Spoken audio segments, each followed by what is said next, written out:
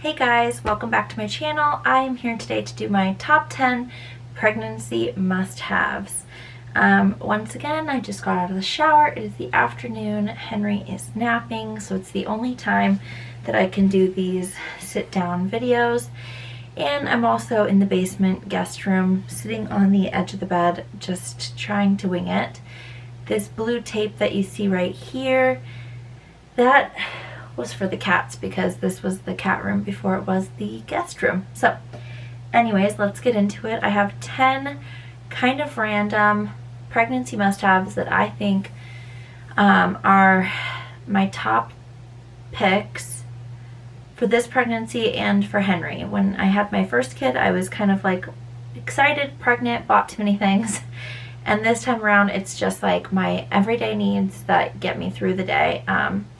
So let's get going into them. So the first that I can start with is super important. It is my Yeti.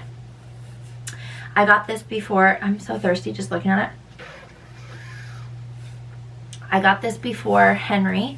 I mean, before I got pregnant, and I used it every day, but now I like really use it every day and every night, and I just wash it at the end of the day.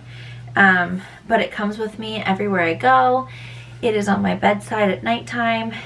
I drink like 3 or 4 of these a day. They're pretty heavy and like it is industrial looking, but it keeps the water really cold and it makes me feel like I'm getting enough because, like I said, it's like a huge water bottle. So like right now I have a goal to finish this by, what time is it?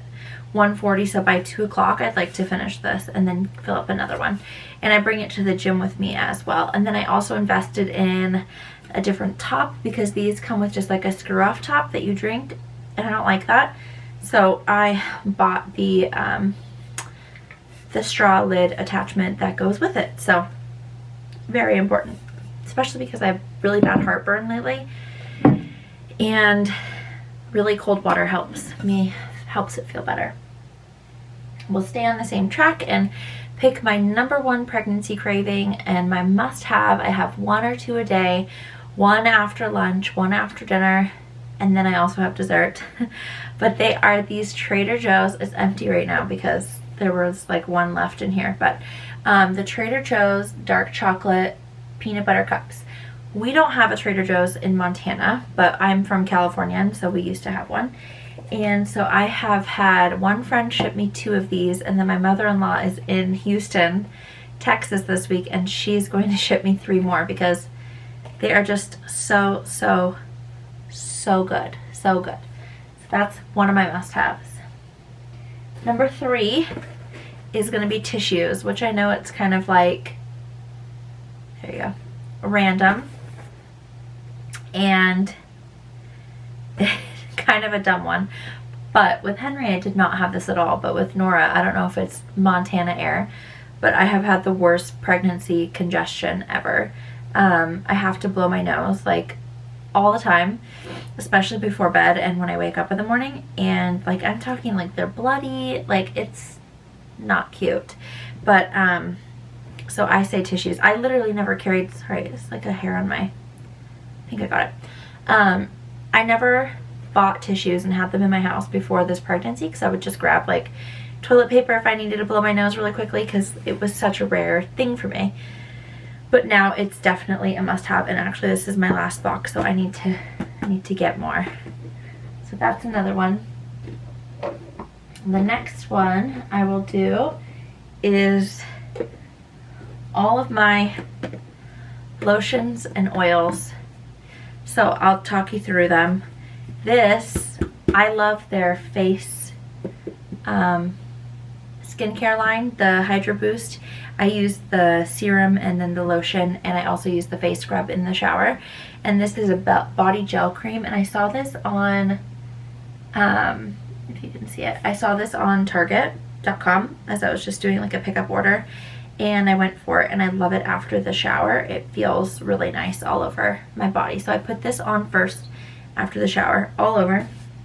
And then I use the Jergens Ultra Moisture for right before bedtime because I do this twice a day. And then in terms of oils and belly butters, So I've already gone through 2 oils. I went through a jojoba oil and a rose hip oil. And I went through the Burt's Bees Mama Belly oil also, which I really do prefer oils on my stomach. But I got this given to me as a gift, and it's the Burt's Bees Mama Belly Butter. Come on. Come on. There it goes. The Burt's Bees Mama Belly Butter. And I like it enough. It's fine. I would say that, like, I would not buy it again. There's not a smell to it. And it does go on nice. But like I said, I just prefer oils. So usually what I do is I go to TJ Maxx or Marshall's, and I go to their skincare aisle, and they always have a ton of different oils. So I always pick up a couple because I just like those better. So I'll use like the, I've used sweet almond oil, a lavender oil, the jojoba oil, and this rose hip oil. I got all of those at TJ Maxx, and I just like to switch it up. I don't stick with one thing in particular. But this bio oil, I would say, is the most expensive, and I think it helps the most. So I like to use this in the last trimester, which I just got into, and I haven't even opened this one yet. I got it on Amazon. That's the cheapest place to get it, I think. But so the bio oil is going to start being lathered once I finish this one. And I totally understand that stretch marks are hereditary and a genetic thing, but for me, it just feels better to do it. And I do my entire body, like, in oils and lotions all day. But I live in a dry climate. My stomach, when I forgot to do it for a few days, that's when I noticed those tiny stretch marks that all started. And itching and dryness, like my stomach was flaking, because it's getting stretched out. So just help your body a little bit and lotion it up, please. If I could recommend one thing, it would be lotioning your belly up. The next one I'll talk about a couple of clothing things that are my must-haves. So when I'm home for the day, I like to put on sweatpants, like loose pants, like joggers. I have 2 pairs of joggers that I really like, and then I have these. I'm gonna stand up and show you these guys, which are they're like really long on the bottom. They're from Amazon. Let me go back. Just type in like women's lounge pants and you'll find these. These are perfect for postpartum too. I bought them actually for postpartum for Henry, and I loved them. So I'm actually gonna get another pair to come home in with Nora. I don't know why I got this color, because if I had bled through, which, sorry, TMI, but it's true, you would have seen it. So I think I'm gonna get black this time around, just plain black, so I can also wear it with more things, because these are like very noisy pants. Like, this is very I don't know, they're not like, I would never wear these out, basically. They're not my style really. But when I'm out and about and doing things, I like to wear leggings. I never wear jeans. I only wear jeans like if I'm going out to dinner or somewhere where it's like a little bit more formal, which sounds so crazy, but I have an 18-month-old. I'm a stay-at-home mom. I wear leggings all day. And also, it's winter here. Like, the high is 30, 35 maybe sometimes. So it's cold. So I'm always in leggings. But my top 2 pairs of leggings that I could find last pregnancy and this pregnancy are these ones, which don't look very flattering on camera and not on, but they are these Ingrid and Isabel maternity leggings from Target. They are the ones that are $19.99. They always have them in stock, and I get the over the belly ones. They do have some nice activewear leggings also, which come up and then cross down in the back, which I wore for Henry's pregnancy. I haven't worn for this one because, first of all, they're too small, then it wouldn't fit me now. But I have other active leggings that I like, which I'll show you. But these are my like go-to during the day, everyday wear leggings. I have two pairs of mediums and 1 pair of large if I need to size up in a month or so, which I'm sure I will, because they're already kind of getting snug up here. But then on Facebook, a Facebook maternity swap website, or group, this lady was selling these leggings, and I got them before they even fit me, knowing that I would love them, and I do. And they're the Gap Body Maternity Activewear leggings. Let's see exactly what they say. Gap Fit Maternity Sculpt Compression. And I'm a size large in these, and they're just now fitting my belly. Like before, they were definitely too big on my belly, so I would roll them down, but now they stay up. And these are perfect. They're 3/4 length, well, like 7/8 I would say length, so they don't go all the way down, but they go to like about right here on me, right about here, and they're perfect for the gym. So I've been wearing those. I have a blue pair and a black pair of those.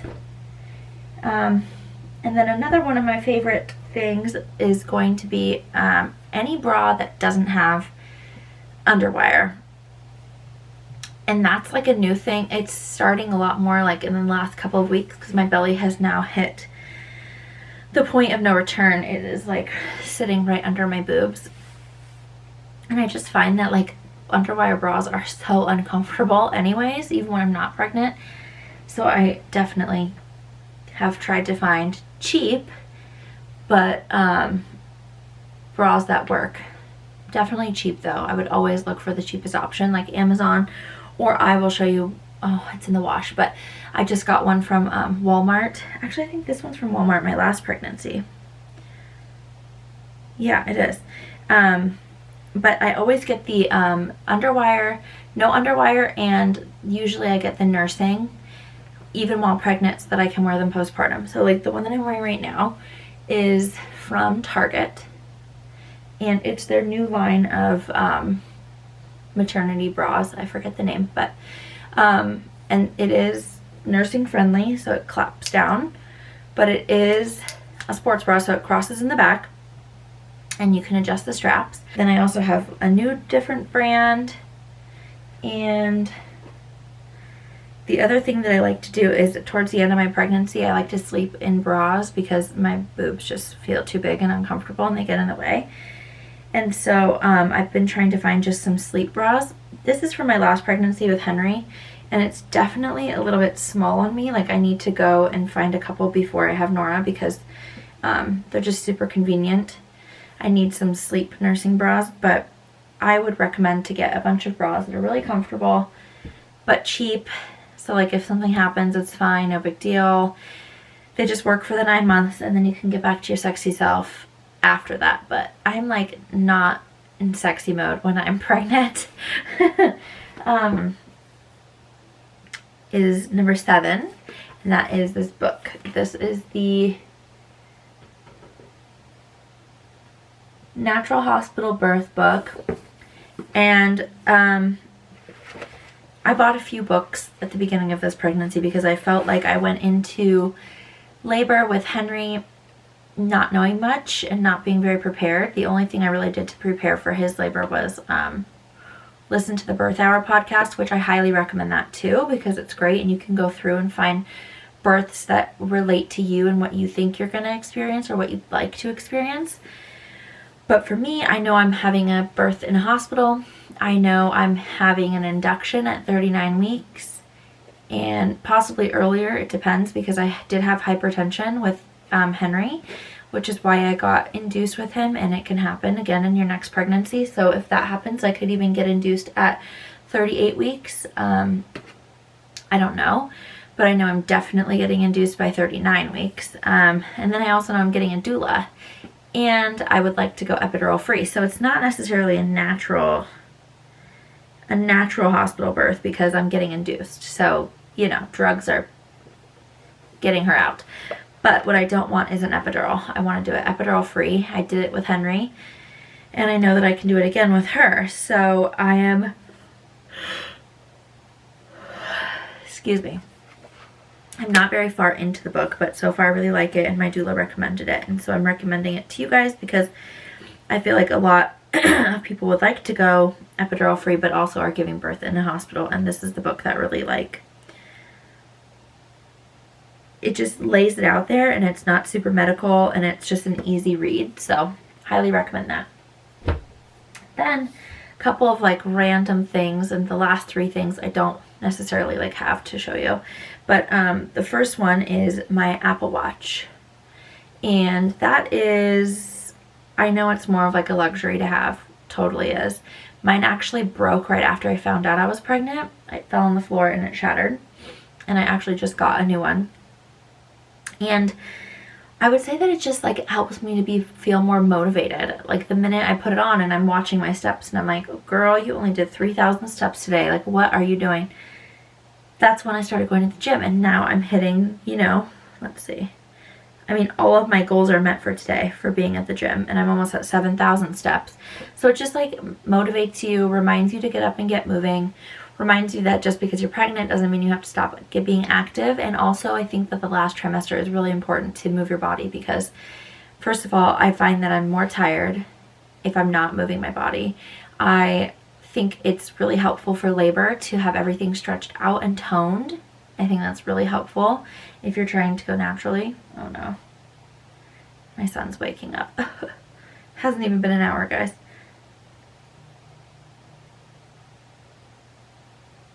We'll see. But definitely I love the Apple Watch, and I have AirPods too, which is so nice. So when I go to the gym, I just stick my AirPods and have my Apple Watch. I can pull up a podcast, I can listen to music, I can switch everything on my watch, and it's just so nice and so convenient. Then the next thing, which is kind of random, and I have to show you it on my phone, is I found an April 2020 due date group. And I have to say, like, there's a lot of posts, there's a lot of members, there's a lot of different types of people on the Facebook group, and you have to kind of like weed through, because a lot of them are very like drama filled. But it's cool when I want to post something and be like, hey, are you guys experiencing this? And then you just hear from a bunch of other women like, of course, yes, yes, yes, yes. And you can just have a community around people who are going through the exact same thing that you're going through, and see like when babies are born, like there's been even a few preemies that have already been born in the group. There's been some losses in the group, but it's a nice community to have, because I don't know anybody else who's pregnant with me right now, so it's really nice to be able to just hop on there and see what other people are up to, check out their nurseries that they did for inspiration, or their baby showers, even though I'm not having a baby shower, but I'm gonna live through them. So I recommend, if you, whatever month you guys are due in, if you have a Facebook, go to the Facebook search bar and type, you know, like July 2020 babies due, or due date group, and you'll see, like, it'll pop up, and just pick the one that has the most members and join. And it's awesome. They don't allow men in the group that I'm in. It's all just the moms. And it's really nice. It's a really nice little community to have around you while you're going through a really tough time like pregnancy. It's beautiful, but it's hard. So my number 10, my most important, if you're going to just get one of these things besides the water and maybe the peanut butter cups, because those are delicious. But my number 1 pregnancy must-have is my pregnancy pillow. I didn't bring it downstairs because it's a pain in the butt to carry. Also, my cat is sleeping in it currently. It's a thing. I have the Leechco Snuggle, I think that's how you pronounce it, Snuggle pregnancy pillow. It goes like up, it kind of curves a little bit at the top, and then it comes down and it does another curve. And that has been on the bed since like 12 weeks pregnant, and it's the only way I can sleep. Like, I will not go anywhere else without, or sleep anywhere else without bringing that with me. It just like supports you so nicely, and you just wrap it around your whole body, and it's just so much more comfortable than sleeping without one. So if I had to recommend one thing, it would be the pregnancy pillow. Okay guys, that is my top 10 pregnancy must-haves. Thank you guys so much for watching. Please stick around for next week's video, which is going to be my 28-week pregnancy update, where I'll have my glucose testing results. Hopefully, cross your fingers for me, everything goes well with that. And I also have just another doctor's appointment then, so it's going to be a good update going into the 3rd trimester. So have a good rest of your week, and I will talk to you guys soon. Thank you. Bye.